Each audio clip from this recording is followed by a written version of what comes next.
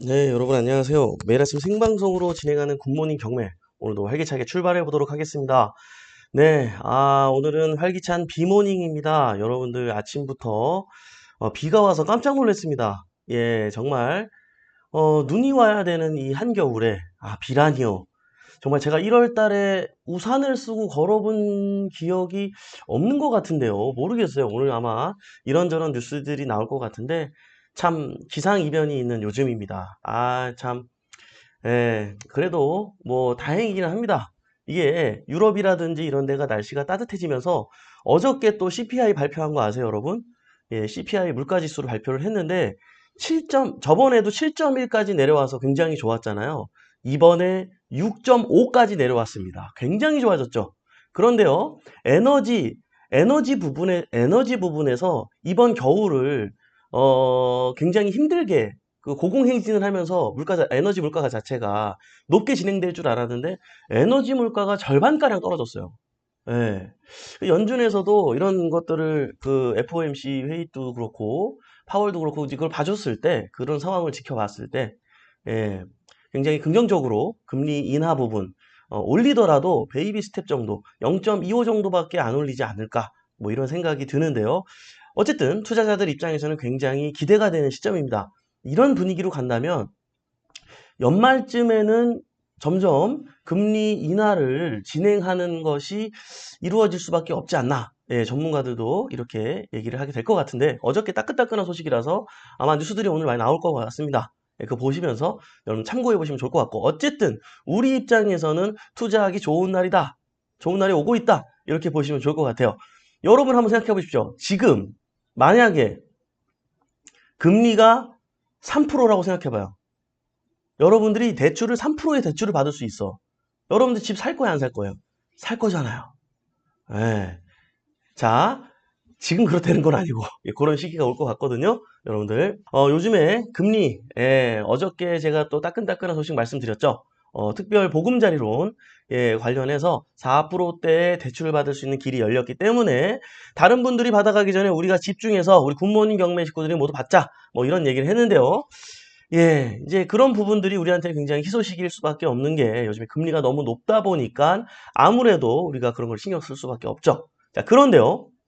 그럼에도 불구하고 요즘에 뭐 주택담보대출 5%대, 6%막 이렇게 받고 있는 요즘, 그리고 조금 지나다 보면 7%대 대출을 받아야 되는 상황이 오지 않겠나라고 지금 굉장히 긴장을 하고 있는 요즘인데요. 이런 시국에 그런 금리 정도는 아무 느낌 없이 낙찰받아도 굉장히 이득이 있는, 덕이다가 소액이었어도 요리를 할 수 있는 그런 아주 좋은 물건을 낙찰받았거든요. 그것도 서울에 있는 물건. 예. 어떤 물건인지, 현실적으로 어떤지, 어떻게 요리를 하면 좋을지, 그런 것까지 한번 말씀을 나눠보도록 하겠습니다. 자료 한번 함께 보시면서 나눌게요. 잠시만요. 자, 여러분, 많은 분들이 아마 관심을 가졌을 것 같아요. 이제, 결국에 주인공은 저희 회원님이 되셨습니다. 일단 너무 축하드리고요. 구로구 오류동에 있는 물건이었어요. 예. 제가 앞서서 이런 다가구라든지 이런 거 관심을 가지려면 우선 뭐부터 확인하라 그랬죠? 임차인의 수부터 확인을 하라 그랬죠? 아니나 달러.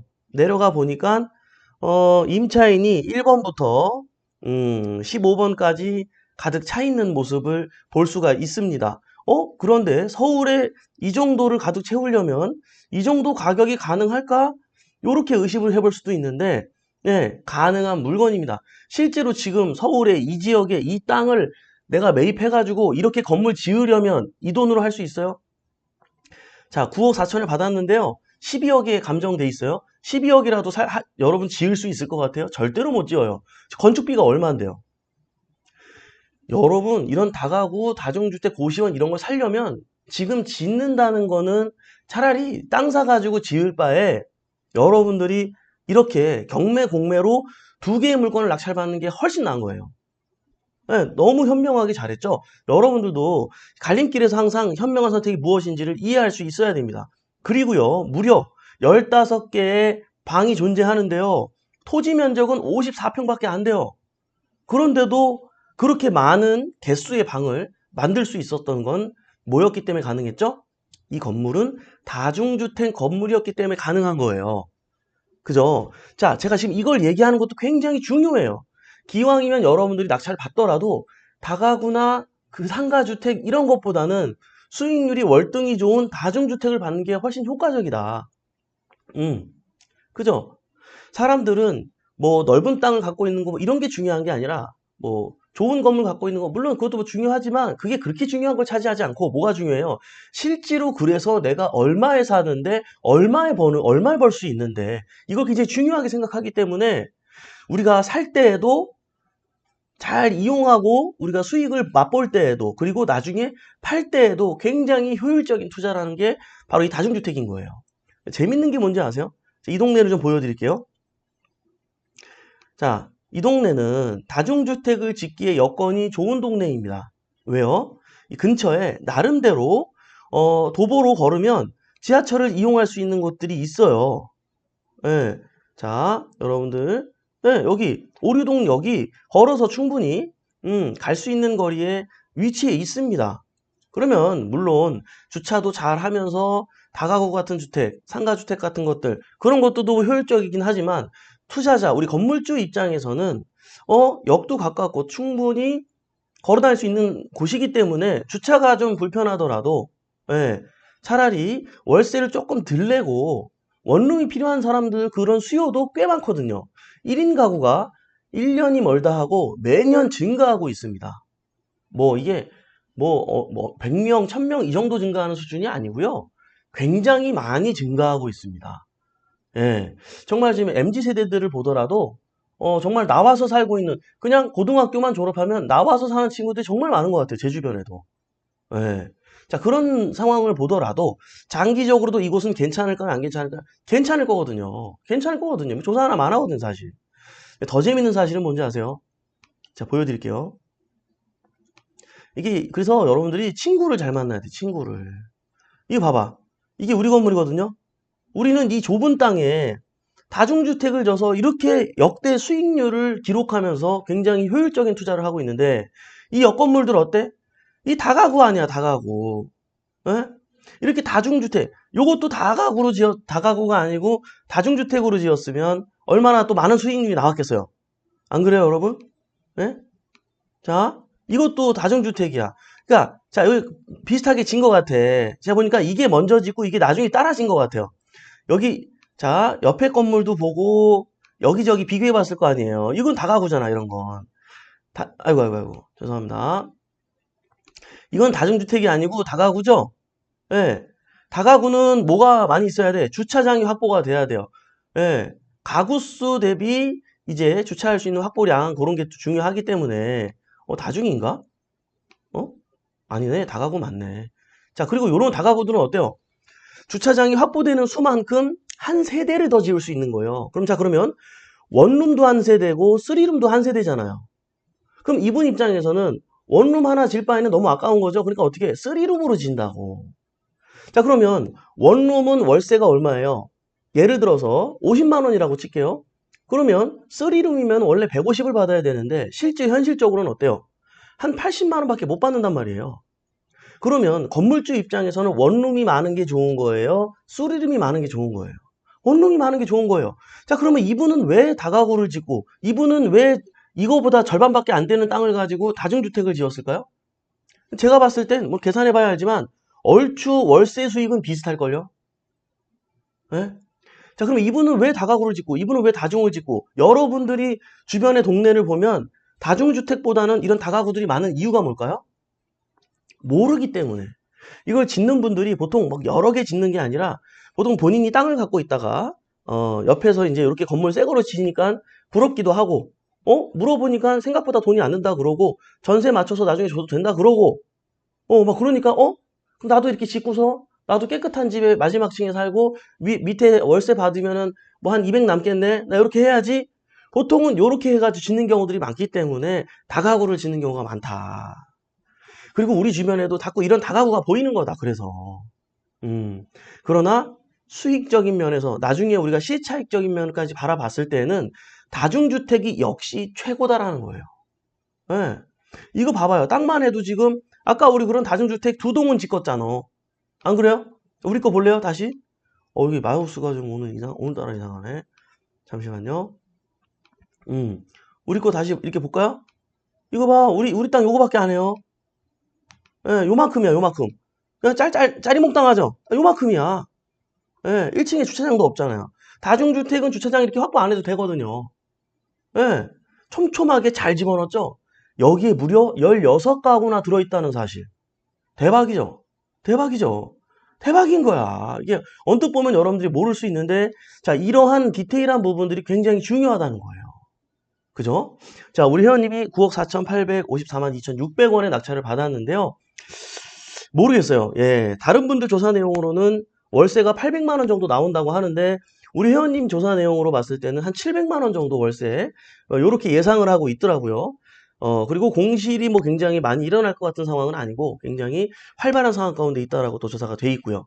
예, 매매 시세도 당연히 지금보다는 약간 월등한 가격으로 형성돼 있는데 좋은 가격에 가져온 것으로 또 사료가 되고.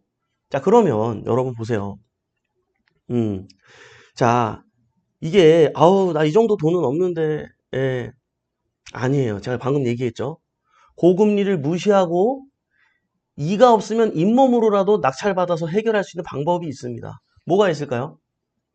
다주택자는 또 더군다나 대출도 안 되겠죠. 뭐가 있을까요? 바로 P2P 대출이 있습니다. 그죠? 자, 이거는 정상적으로 사실은 은행에서 해주는 게 아니고 P2P 사람 대 사람이 거래를 하는 건데요. 그쪽에서는 이제 펀드식으로 돈을 모아가지고 빌려줍니다. 회수가 가능한 사람들한테 빌려주겠죠. 예. 그래서 일반 학생 뭐 이런 분들도 진짜 대출을 받을 수 있어요. 이렇게 담보가 좀 어느 정도 짱짱하다라고 판단이 되면은 충분히 받을 수가 있습니다. P2P는요, LTV에 85%, 90%도 대출이 가능하기 때문에 여러분들이, 자, 이게 일시적으로 빌리는 거잖아요. 물론 금리가 비쌉니다. P2P 대출은. 그러나 자격 요건이 안 되는 사람한테는 안 되는 사람한테도 대출을 해주는 경우가 있단 말이에요. 그럼 여러분 입장에서는 그렇게라도 받아가지고 이거를 지금 월세 세팅이 가능하기 때문에 얼른 갚으면 나쁘지 않잖아요. 네. 여러분 막 신탁까지 이용하고 이러면은 전세 세팅하는 게 좀 어려울 수가 있기 때문에 P2P로 일시적으로 잠깐 대출 이용하는 거예요. 금리가 비싸긴 하지만 한 11%, 뭐 12%, 10% 이 정도 될 거예요. 비싸죠, 금리. 맞습니다. 그러나 안 되는 걸 되게 해주잖아요. 근데 이 정도 물건을 받으려면 그런 전략도 나쁘지 않다라는 거죠. 왜요? 몇 개는 전세 세팅함으로써 전세 세팅한 거는 예를 들어서 한 5개 하는 거예요. 예. 거기서 받은 거는 갚는 거야. 갚는 거죠. P2P 대출은 비싸니까 이자가. 바로 갚을 수 있잖아요. 예. 자, 이게 만약에 3룸이어가지고 뭐 전세금이 막 3억이야. 그러면 또 뭐 이렇게 사람들을 전세 입자를 뭐 드리는데 좀 어려움이 있을 수가 있겠죠. 근데 이거는 그냥 원룸 같은 거잖아요. 예, 그러면은 뭐 6천만 원, 8천만 원, 1억 뭐 이 정도일 거 아니에요. 제가 정확하게 시세 조사를 한 건 아니기 때문에 예를 들어서 말씀을 드리는 거예요. 자, 그렇게 되면 그렇게 몇 개 세팅하게 되면 목돈이 일단 들어오잖아요. 그렇게 큰 금액으로 전세 드리는 건 어려운데 약간 적은 비용의 전세 같은 경우는 또 구하기가 용이할 수도 있단 말이에요. 그게 안 되면 그게 만약에 좀 그렇다 그러면 방법이 2가지 방법이 하나 더 있죠. 뭐가 있어요? 최우선 변제금만큼만 받는 반전세 개념도 있죠. 예를 들어서 지금 서울에 최우선 변제금이 얼마예요? 5천만 원이잖아요.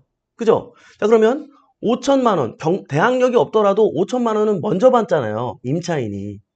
그죠? 경매를 당하게 되면 그게 최우선 변제금이라는 거죠. 현재 서울은 21년도 중반 이후부터는 5천만 원이란 말이에요. 서울이잖아요. 그러면 우리가 만약에 반전세 개념으로 5천에 20만 원, 5천에 10만 원 이런 식으로 세팅하면 되죠. 그럼 거기서 받는 보증금으로 P2P 대출 갚아버려. 나머지 이 건물은 내 건물이 되면서 난 또 월세 소득도 들어오잖아요. 괜찮아 안 괜찮아? 너무 괜찮은 거죠. 너무 괜찮은 거지.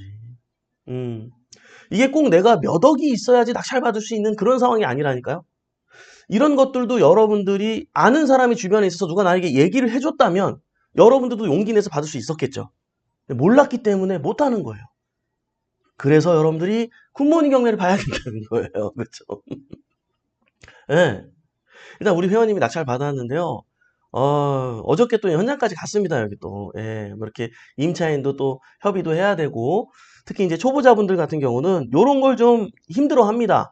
임차인들이 이렇게 있으면은, 임차인들이, 아우, 뭐 어떻게 이분들 다 전세로, 어머, 전세가 1억 2천, 1억 4천이네. 응? 이게 뭐 7, 8천 수준이 아닌데요. 전세도 이 정도네, 전세도. 괜찮아, 안 괜찮아? 괜찮지, 괜찮지, 이거. 아유, 얼마나 잘 받았어, 이거. 응? 여러분. 자, 이분들이 물론 대항력이 없습니다. 예, 그래서 뭐 일부 몇 천만 원 받는 사람도 있는데 아예 못 받는 사람도 있어요, 사실. 아, 굉장히, 그 여러분 마음이 이런 분들을 명도해야 되는 게 굉장히 힘들다, 이렇게 생각할 수 있는데요.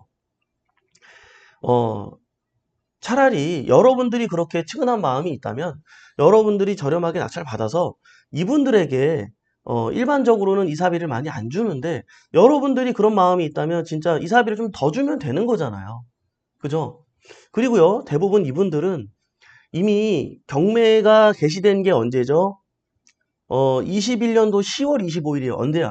작년도 아니고 재작년 10월 25일에 경매가 진행됐어요.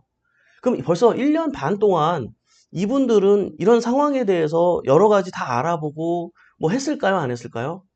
다 지금 어떻게 해야 될지 그런 부분까지도 이미 처음엔 많이 힘드셨을 거지만 여러 가지 이제 방안이라든지 방법이라든지 그런 것들 이미 다 생각해 놓은 상태이기 때문에 여러분들이 생각하는 것보다 막상 가서 얘기를 해보고 대화를 해보면 생각보다 굉장히 이미 절반 분들 같은 경우는 이미 다 이사 가신 경우도 많고 원활하게 대화가 진행되는 경우가 굉장히 많습니다. 그래서 그런 부분들은 특히 초보자분들 입장에서는 이렇게 명도하는 거에 대해서 굉장히 두려움이 많고 때로는 이런 컨설팅 회사에 돈을 주고 맡기는 경우도 많은데 그렇게 하면 큰 손해 나요. 그분들이 얼마에 협상했다 그러면 우리 입장에서는 안 줄 수가 없잖아. 막 1,000만 원, 2,000만 원 막 또 줄 거 아니에요. 안 돼요. 실제로는 돈 얼마 안 들이고도 얼마든지 할 수 있는 방법이 너무나도 많기 때문에 그런 부분까지는 여러분들 걱정하지 말고 우리 여기 회원님도 이게 지금 경매로 낙찰받은 거 첫 물건이에요. 첫 물건. 첫 물건으로 보통 벌써 이런 다중주택을 받았어요. 예, 뭐 굉장한 실력이 있어서 받은 걸까요? 그렇지 않아요. 그렇지 않아요. 음, 여러분, 자, 지금 그렇게 해서 아무리 비싼 11%, 12% 이자여도 뭐 월세 전세 세팅이 가능하니까 그거 받아가지고 그 돈 줘. 돌려줘. 빨리 얼른 갚어. 갚고 나머지 남는 돈이 그건 완전 내 돈 아니에요. 순소득 아니야. 괜찮어, 안 괜찮어? 너무 괜찮지. 예. 우리 소액으로 하시는 분들 이렇게 높은 금액 못 버는 거야? 아니, 볼 수 있어요. 예, 우리가 모르는 P2P라는 대출의 세상이 있다는 사실을 기억하셨으면 좋겠어요. 알겠죠? 여러분들 할 수 있습니다. 예? 할 수 있습니다. 알겠죠? 예, 오늘도 여러분들 또 우리 이렇게 회원님이 낙찰받은 부분에 대해서 여러분들도 좀 배아파하시고 또 이런 동기부여를 받으면서 우리가 오늘도 또 자극되게 또 하루 성장하는 하루들 되었으면 좋겠습니다. 네, 인사 나누면서 마무리하도록 할게요. 잠시만요. 아이고. 예. 자, 태사님, 예, 그럴 수도, 예, 첫 물건 5호, 예, 그죠? 예, 뒤에는 멘토님들이 든든하니 계시면 초보도 그럼요, 예, 뭐 가능하죠. 예, 의외로 저희 첫 물건인데 다가구나, 뭐, 근린주택 이런 거 받으신 분들이 굉장히 많아요. 굉장히 많아요. 근데 진짜 실제로 만족도도 굉장히 높은 것 같아요. 그리고 여러분 생각해 보세요. 이게 지금 다중주택이니까 이 정도 수익률이 나오는 거예요. 일반 다가구 만약에 9억짜리, 뭐 9억대 낙찰받았다? 그러면은 서울이다, 그것도? 그러면은 월세 한 350, 400 정도? 많이 나와도? 다가구였다면. 예. 다중이기 때문에 이게 가능하다는 거예요. 이게 얼마나 매력적이에요. 나중에 내가 팔 때에도 사는 사람들은 대부분 뭐가 중요한 거예요? 수익률이 중요하기 때문에 잘 팔린단 말이에요. 얼마나 매력적이야. 예? 알겠죠? 네. 그래요, 여러분들. 우리 소액으로 시작하시는 분들 파이팅 하시기 바랍니다. 네, 포기하지 말아요. 그래요, 여러분들. 다중주택도 오늘처럼 싱크대가 있는지요? 야, 요걸 내가 참 얘기하기가 좀 애매한데, 공개 방송이다 보니까, 그죠? 싱크대가 있긴 있어요. 네, 싱크대가 있기는 있는데, 뭐가 안 되는 거냐면, 가스버너가 안 돼요. 가스버너가. 예, 취사시설이 있으면 안 되는 거예요. 싱크대가 있으면 안 되는 게 아니라 취사시설. 자, 가스버너가 있으면 안 돼요. 예, 그래서 아우, 내가 공개방송으로 얘기해야 되나, 이거? 큰일 났네, 이거. 사실은 요 물건이 역사가 좀, 요것도 보여줄게요, 그러면. 자, 이것까지 봅시다. 자, 요거까지 한번 보자고요. 건축물 대장 보면 이게 원래 위반 건축물이었어요. 이게 다 다중주택으로 이렇게 지금 다 신고가 돼 있기는 한데, 뭐가 위반이었었냐? 17년도에 저기 이제 위반 내용이 2.5제곱미터 면적, 예, 여기 좀 뭘 덮은 게 있었나 봐요. 근데 요걸 바로 해제했습니다. 그리고 또 뭐가 있어요? 9월 28일 날 위반 내역에 다중주택 내부에 취사시설 설치되어 무단 용도 변경. 예, 취사시설이 설치되면 안 되는데 여기 이제 가스번 뭐 이렇게 뭐 있었지. 예, 걸린 거죠. 이거 바로 조치했어요, 안 했어요? 조치했어요. 그러니까 풀렸지. 요렇게 이게 지금 걸렸던 이력과 역사들이 나오거든요. 예, 풀렸어. 근데 또 걸렸나 봐요. 왜요? 10월 26일 날 내부 취사시설 설치 및 거주 여기 또 걸렸어. 그래서 또 어떻게 됐어? 위반 고청을 또 해제시켰어요. 한 달 만에 바로. 한 달이 뭐야? 며칠 만에 해제시켰어요. 왜? 그것만 드러내면 되거든. 예, 그죠? 그리고 또 걸렸어요. 또 걸렸어. 또 취소시켰어요. 자, 이 이야기만 들어도 뭔 말인지 알죠? 그죠? 뭔 말인지 알죠? 아, 그래요. 여러분들. 공개방송 참 힘들다. 힘들다. 세상에 방법이 있어, 없어? 다 있어! 다 있어. 다 있어. 그죠? 그래요, 여러분들. 또 많은 분들이 서로 간에 인사 나누셨네요. 좋습니다. 여러분들. 예. 자, 여러분들. 좋은 물건은 요즘에 너무 많습니다. 상가도 많고요. 진짜 너무 많아요, 여러분들. 지금 기회가 왔는데, 이게 기회인 줄 모르고 사는 여러분들이 없기를 바랍니다. 내가 아는 세상이 다가 아니라는 사실을 여러분 반드시 기억하셔야 돼요. 여러분들 이런 생각 안 해봤어요? 왜 백화점은 왜 되게 이렇게 일찍 닫지? 직장인들이 퇴근하고 와서 좀 살 수 있는 시간을 만들어 줘야 돈을 벌 텐데 얘네 이래가지고 뭐 토요일 일요일 갖고 장사 되겠어? 이런 생각 들지 않아요, 여러분? 병원 가면 아니 직장인들은 어떻게 왔다 갔다 하라고 무슨 병원 시간이 무슨 일반 직장인 근무 시간이랑 6시 반에 딱 끝나고 무슨 브레이크 타임 있고 왜 그래? 점심시간에는 일도 안 하고 은행처럼 일을 해야지. 이런 생각 해보지 않았어요, 여러분? 그죠? 내가 아는 세상이 절대로 당연하지 않다는 것을 기억하셔야 돼요. 사실은요, 내가 직장인이면 세상 모든 웬만한 사람들이 다 직장인인 줄 알고 있는데 세상은 그렇지 않다는 거예요. 세상이 그렇지 않다니까요? 통계만 찾아봐도 나와요. 대한민국의 직장인보다 사업자가 훨씬 많다는 사실을. 근데요, 뿐만 아니라 주부분들은 통계도 안 돼 있어. 예. 그럼 직장인보다 사업자가 훨씬 많은데 그냥 집에 계시는 어머니, 아버님, 주부분들까지 따지면은 실제로 직장인들을 고려하면서 장사 영업시간을 그렇게 할 필요조차도 없어요. 그것 때문에 큰 수익이 막 이게 뭐 왔다 갔다 하고 막 이런 일이 없다라는 거죠. 얼마든지 그 시간까지만 해도 충분한 소득이 벌어진다는 거예요. 내가 아는 세상이 다가 아니라는 사실을 아시고 항상 깨어있고 변화할 수 있는 오늘 하루를 느껴보는 것도 좋을 것 같습니다. 예. 뭐 아까 뭐 질문 때문에 이 얘기가 나왔는데 어쨌든 여러분들 알겠죠? 내가 아는 세상이 다가 아니에요, 여러분들. 예. 파이팅 하시고 항상 변화할 수 있는 사람들과 주변에 함께 우리가 이렇게 기분 좋게 성장했으면 좋겠습니다.